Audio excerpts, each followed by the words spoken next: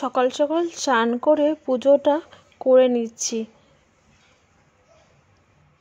Hi friends, good morning. সবাই কেমন আছো? আশা করি তোমরা সবাই খুব খুব ভালো আছো। আমার ব্লগটা আমি 9টা থেকে শুরু করলাম। আমার কিন্তু স্নান করা হয়ে গেছে, তারপর পুজোও আমার কমপ্লিট হয়ে গেছে। আজকে আমি কি কি ভিডিও দেখাচ্ছি তোমরা সবাই দেখতে থাকো, আর তোমরা সবাই সাথে থেকো।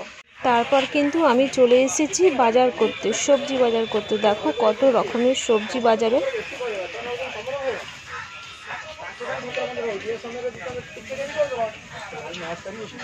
আও বিনস কত করে? 40 টাকা করে। ভালো ভালো আছে তো।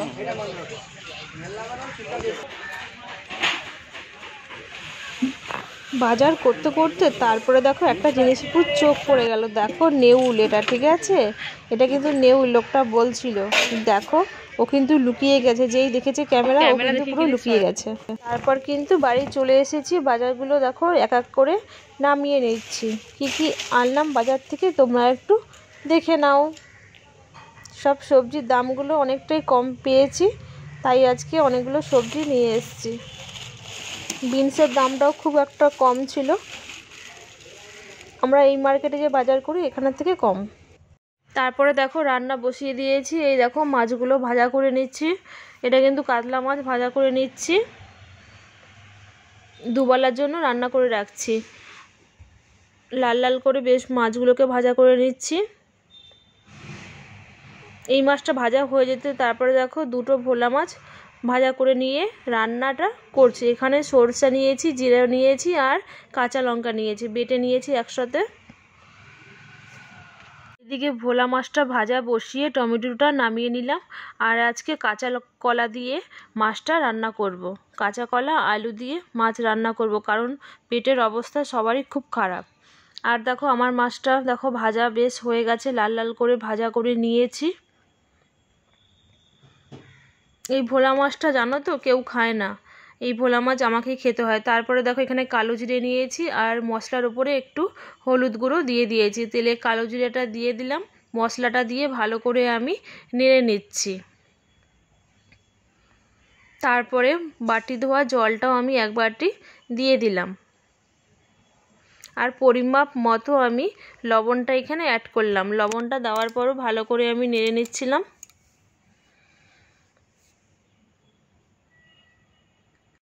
ভালো করে নাড়িয়ে নিয়েছি। তারপরে দেখো এদিকে আবার কাঁচা কলাটা কেটে রেখেছি। কাঁচা কলা কষ তোলার জন্য হলুদ দিয়েছিলাম, লবণ দিয়েছিলাম, আর লেবুর রস দিয়ে ভালো করে মাখিয়ে নিচ্ছিলাম, কাঁচা কলার কষটা যাতে চলে যায়। তারপর আধ ঘন্টার মতো রেখে দিয়েছিলাম। ভালো করে দেখো মাখিয়ে নিয়েছি।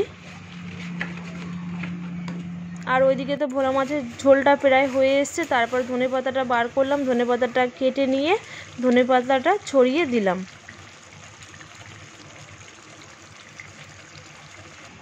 আর দেখো এইখানে কাতলা মাছের ঝোলের জন্য কেটে রেখেছি আলু রেখেছি, আর কাঁচা কলা তো তোমরা দেখলেই, আর এখানে পেঁয়াজ, লঙ্কা, টমেটো। ঝোলটা আমার নামানো হয়ে গেছে, চলো তোমরা দেখে নাও একবার। দেখো ভোলা মাছের ঝালটা কিন্তু আমার রেডি হয়ে গেল, সর্ষে ভোলা রেডি হয়ে গেল। তারপরে দেখো কাঁচা কলাটা কিন্তু আমি ভালো করে ধুয়ে নিয়েছিলাম, দেখেছো কতটা পরিষ্কার লাগছে। তারপর তেলে দেখো আমি জিরে ফোড়ন আর তেজপাতা দিয়ে দেখো কাঁচকলা, আলু আর লবণ হলুদ দিয়ে ভালো করে দেখো নিয়ে নিচ্ছি। ভালো করে ভাজা ভাজা হয়ে গেলে এইদিকে দেখো আরেক কাণ্ড, মশলা করতে করতে লাইন চলে গিয়েছে। দেখেছো জিরা আদাটা কীরকমভাবে বাটা হয়েছে, আর লঙ্কাটা তারপরে দিয়েছি, ব্যাস লাইনটা চলে গেছে। আর লাইন কখন আসবে তার কোনো ঠিক নেই। ওই দেখো তারপরে ভাজা হয়ে গেছে। তারপরে এখানে আমি দিয়ে দিলাম পেঁয়াজ কুচি আর কাঁচা লঙ্কা দিয়ে ভালো করে নেড়ে নিচ্ছি। তারপরে একটু নেড়ে চেড়ে তারপর টমেটো কুচিগুলো দিয়ে দিলাম, দিয়ে ভালো করে, আর ওই যে মশলাটা বেটে রেখেছিলাম ওই মশলাটাই আমি 2 চামচের মতো দিয়ে দিলাম, দিয়ে ভালো করে নেড়ে নিচ্ছি। মশলাটা ভালো করে আমার ভাজা হয়ে গেছে। তারপরে দেখো জল দিয়ে দিয়েছি। এই দেখো মাছের ঝোলটা নামানো আমার হয়ে গেছে। মাছগুলো কিন্তু সব ভিতরে আছে, ঠিক আছে। চলো এই রান্নাটা তাহলে করে নিই। এখানে আছে মাছের তেল, ঠিক আছে। মাছের তেলের মধ্যে চাল গুঁড়ো বাটা দিয়েছি, ধনেপাতা দিয়েছি, আর এখানে হলুদ আছে, লবণ আছে, পরিমাণ মতো লবণটা আমি দিয়ে মাখিয়ে রেখেছিলাম। আর দেখো এখানে একটু আমি লঙ্কা গুঁড়ো দিয়ে দিয়েছি, আর পেঁয়াজ আছে, ধনেপাতা কুচি করে কেটে নিয়েছি। এটা ভালো করে চলো মাখিয়ে নিই, তারপর ভাজাটা শুরু করি। চলো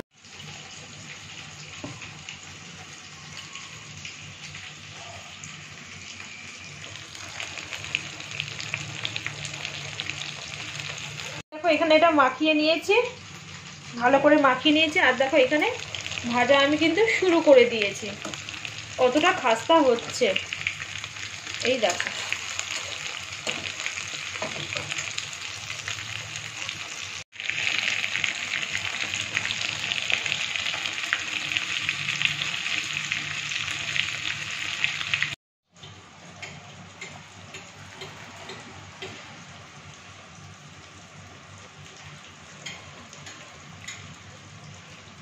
রান্না করলাম চলো তাহলে আরেকবার দেখিয়ে দিই তোমাদের।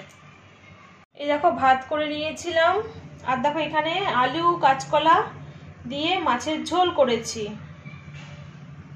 আর এখানে ভোলা মাছের সরষা বাটা দিয়ে ঝাল, আর দেখো এখানে মাছের তেলের বড়া করে নিয়েছি। আর দেখো এখানে এতগুলো জামা প্যান্ট কাঁচা কেচেছিলাম, অনেকগুলো শুকনো হয়ে গেছে, নিয়ে নিয়েছি। অনেকগুলো জামা প্যান্ট শুকনা হয়ে গেছে, ঠিক আছে, নিয়ে নিয়েছি। এই দেখো এগুলো শুকনা হয়ে গেছে, ভাঁজ করতে হবে এবার তো নিয়ে নিয়েছি, এবার ভাঁজ করে রাখি, আর ওগুলো শুকনো হলে তখন নিয়ে নেব। ওই দেখো এখনো শুকনো হয়নি, একটু বাকি আছে।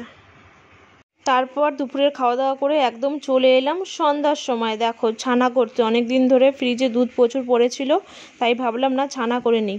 তারপর রাতে রান্না করতে চলে এসেছি। দেখো এখানে পেঁয়াজ কলি আলু ভাজা করে নিচ্ছি, আর তো দুপুরে যেগুলো রান্না করেছিলাম ওগুলো ছিল, ওগুলো দিয়ে মোটামুটি হয়ে যাবে রাতটা। আর ভাতটা শুধু করব, চালের জন্য ভিজিয়ে রেখেছি। দেখো ভাতের চালটা আমি ভিজিয়ে রেখেছি, ঠিক 9টার সময় করব। আর ছানাটাও দেখো হয়ে গেছে, এখানে ছানাটাও হয়ে গেছে। এবার ছানাটাকে ছেঁকে নেব। আর ভিডিওটা না বেশি বড় করলাম না আমি। তো বন্ধুরা ভিডিওটা বেশি আর বড় করলাম না। আজকের ভিডিওটা তোমাদের সবার কেমন লাগলো তোমরা অবশ্যই কমেন্ট করে কিন্তু অবশ্যই আমাকে জানিও। আর যদি তোমাদের ভালো লেগে থাকে অবশ্যই একটা করে লাইক কিন্তু অবশ্যই করে দিও, আর পারলে শেয়ার করে দিও। তো আজকের মতো বন্ধুরা টাটা বাই বাই।